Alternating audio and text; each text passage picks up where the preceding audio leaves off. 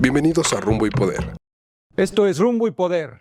Gracias por sintonizarnos en la mañana, al mediodía, en la noche, no importa.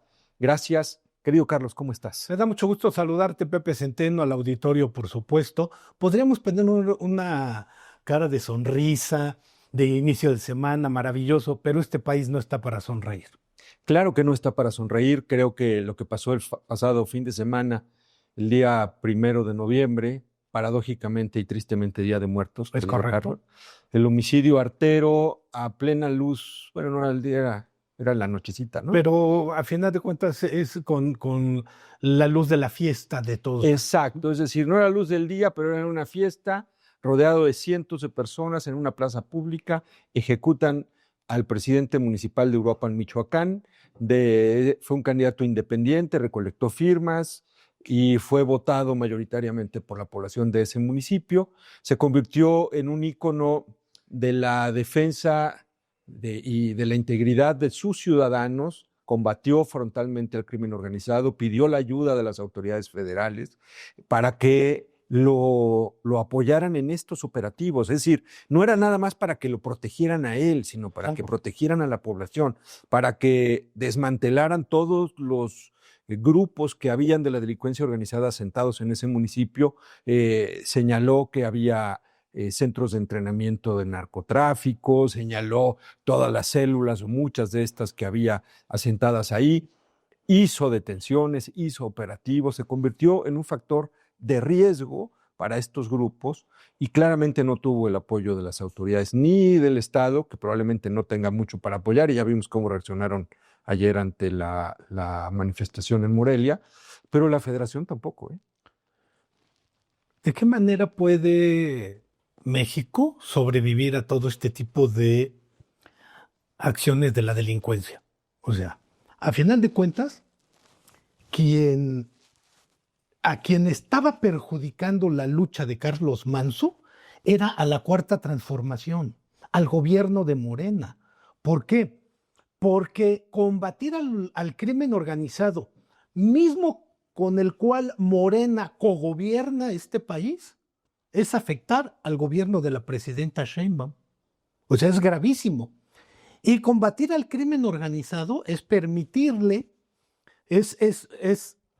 no es permitirle, combatir al crimen es dañar las estructuras de poder de Morena, de Movimiento de Regeneración Nacional, y sobre todo porque estos grupos son los que financian las campañas políticas y también apoyan en la movilización para que Morena siga ganando votos y siga ganando posiciones políticas que le permitan a toda la runfla de López Obradorista seguir gobernando este país. Por eso vemos... No, saqueando este país. Además, y destrozándolo. Por eso vemos que senadoras y senadores, diputadas y diputados federales, lo único que hacen es levantar la mano y decir, sí, lo que usted diga. No le cambia ni una coma a ninguna ley que llega del Ejecutivo. Son lacayos serviles a título gratuito, bueno, con lo que le pagan de sueldo, que supongo que será bastante bueno, sobre todo para ellos, pero no hacen nada más que apoyar lo que dice el Ejecutivo. ¿Y por qué? Pues porque hay toda una red de complicidades, Carlos. Claro. Y por eso es que, por supuesto, Carlos Manso era muy incómodo para uno de estos pilares del poder de Morena. Claro. Y pues no recibió el apoyo logístico, el apoyo de fuerza, de fuego, de la capacidad de investigación, de información de las autoridades federales para combatir a los grupos del crimen organizado que estaban asentados en esa región. Claro. Y bueno, ahí están las consecuencias. Muere un líder político, muere un alcalde ejecutado delante de cientos de sus conciudadanos después de haber cargado a su hijo, que es una cosa dramática, y nace un símbolo de justicia, de resistencia, de valor, ¿no?, de los ciudadanos, de los mexicanos, que no estamos de acuerdo con lo que está sucediendo. Y creo que hoy la figura de Carlos Manso, su legado va a crecer y va a ser sumamente incómodo para la Cuarta Transformación. Fíjate que hablando precisamente de este tema de lo complicado que significa para la autoridad, pero también quisiera abordar un poco la parte humana. El niño que cargaba, ¿qué tendría? ¿4 años, 5 años? Algo así. O sea, yo le pido a la gente, ¿vale la pena por una pensión? A lo mejor la gente dice, bueno, fue en Uruapan, yo vivo en Chiapas, yo vivo en Hidalgo, yo vivo en Puebla, yo vivo en Sonora, ¿qué me importa? No ando yo metido en el crimen, ¿no? Vivo, normal. Pero quiero que la gente imagine en este momento, que se imagine que está cargando a su nieta o a su nieto de 4 años. O a su hijo. O a su hijo, a las mujeres, todos los que reciben pensiones y apoyos que regala el gobierno, ¿qué le hacían ese dinero? La gente se pregunta. Estaba en eso, en la policía.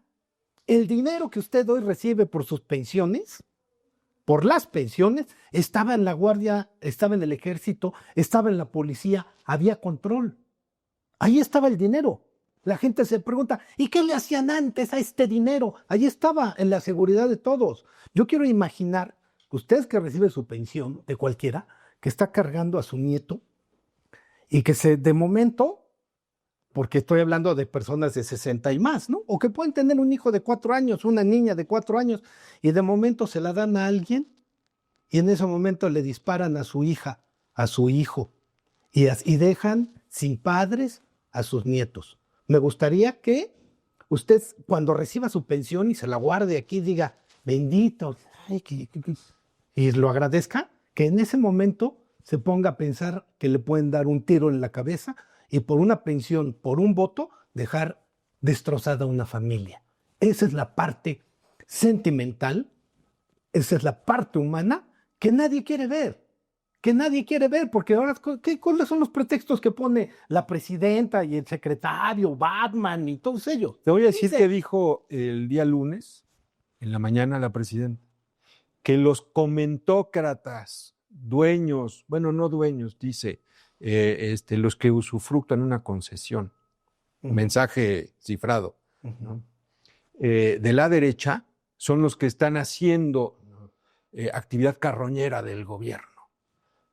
A ver, presidenta, ni de la derecha ni carroñeros, y vayámonos respetando.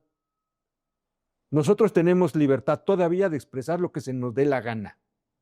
Y usted de responder a la responsabilidad que el pueblo de México le entregó a través de los votos. Y no está buena para dar pretextos, tiene que dar resultados. Había un presidente municipal en Uruapan, un estado, por cierto, gobernado por ustedes también, y que estaba haciendo la tarea de enfrentar al crimen organizado. Y ustedes lo dejaron solo. No es porque le hayan mandado gente que lo cuidara, que por cierto no lo hizo bien, sino que cuidara al pueblo, que enfrentara a esos grupos, y no lo hicieron. Y ahí están las consecuencias. En este país se puede matar a plena luz del día delante de las cámaras y hacer actos simbólicos de terror para evitar que otros se envuelvan en la bandera y hagan y repliquen el ejemplo de gente como Carlos Manso. Eso es lo que no se vale, presidenta. Y no se vale que usted a mí y a todos los que tenemos una opinión y una voz nos diga comentócratas carroñeros de la derecha. ¿Sabe qué? Yo a usted, yo sí la respeto y no le voy a decir lo que pienso por lo que usted dice. Sin embargo, le exijo como autoridad que haga su chamba. Que haga su trabajo, que no utilice las mañaneras para estar criticando a todos ni andar dando pretextos. Yo le preguntaría, y siempre lo he dicho, y lo decía muchas veces de López Obrador, le dedicas 2 horas a la mañanera al día. ¿Por qué esas 2 horas mejor no se las dedicas a la mesa de seguridad? ¿Por qué la mesa de seguridad empieza a las 6 de la mañana y termina a las 7? Y a las 7 de la mañana, a las 9, 10 de la mañana son las mañaneras. ¿De qué nos sirven las mañaneras al pueblo de México si vivimos aterrados por la inseguridad? No solamente por lo que le pasó a Carlos Manso, que llegaron y lo asesinaron, sino por lo que le ha pasado a muchos. En Guerrero también había un candidato.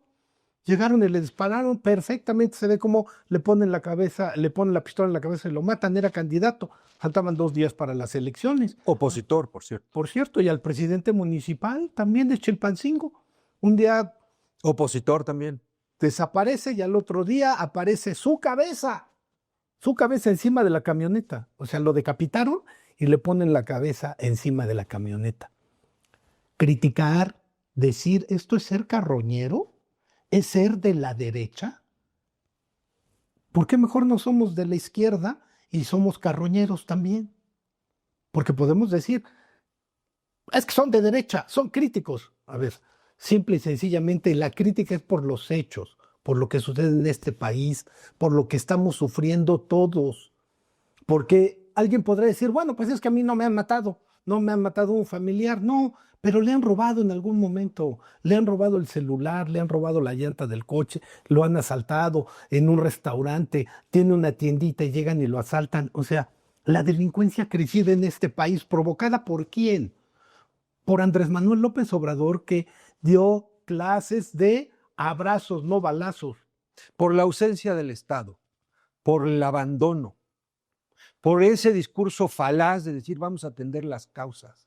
Perdóneme, presidenta, se pueden atender las causas en las estadísticas, pero allá abajo, en el territorio, no están haciendo nada. Lo único que están haciendo es cosechar votos. Y para eso se están valiendo también de los criminales. Y como prueba, las elecciones en los estados del Pacífico, en el 2021, que operaron, movilizaron, ya lo dijimos en el programa pasado, coaccionaron el voto.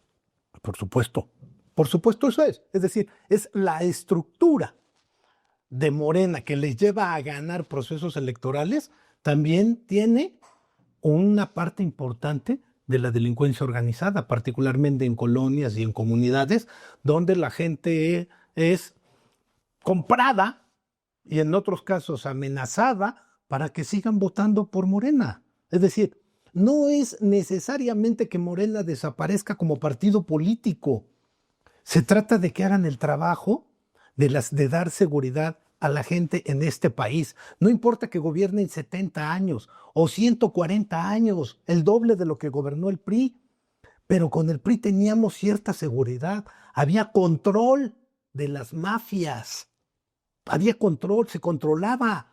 Decían, a ver, van a pasar 10 camiones de droga a los Estados Unidos, hay que detener uno. Y detenían uno y hacían el show, y es que quemaban la droga o la quemaban ahí, etc. Ni siquiera era así, ¿eh? Por eso. No era así. ¿Cómo era? A mí me lo explicaron gente de la Policía Federal que corrió Fox. Exacto. Y me dijeron, a ver, no había ningún pacto. Simplemente no los perseguíamos en México. Pero si nos los encontrábamos, los deteníamos. Porque el problema no era nuestro, era de los americanos. Y sigue siendo de ellos. Y sigue siendo de ellos. Y eso sí, no podían vender en México ni la que se les caía. Esa era una regla que ellos tenían clarísima. Porque en el momento en que empezaban a vender, entonces sí los perseguían. Por eso había control. Porque había un Estado que tenía reglas claras. No se publicaban estas reglas, Claro. pero se ejercían. No estaban ante el notario público. No, por supuesto, ni tampoco en la ley. Claro. Ahora, hoy este país, después de 6 años de ausencia del Estado, está siendo controlado por las mafias de criminales. Y hacen este tipo de actos que son propaganda, que son terroristas, porque esos son actos terroristas. Es un acto terrorista. Sí, para infundir terror y para que no se le vaya a ocurrir la peregrina idea a otro presidente municipal de convertirse en alguien que confronte, que reclame, que pida apoyo, ¿no?, para hacer su trabajo de enfrentar a los criminales. Fíjate. ¿Qué ha hecho el Estado mexicano con tantos militares y policías, y sobre todo policías que despiden y que corren? Y hemos dado de baja 50 policías por falta de confianza. ¿Qué hacen esos 50 policías? Que despiden en cualquier parte. Pues se vuelven criminales. Son los que pasan a tener el control de las mafias. Los policías federales de caminos. 30, 40 años dedicados, 20 años dedicados a eso. Un día llegas y te dicen, vete a tu casa, porque además eres un corrupto. Lo comentamos en una ocasión aquí. Eres un corrupto. ¿Y qué hacen estas personas? ¿Dónde está el control del Estado?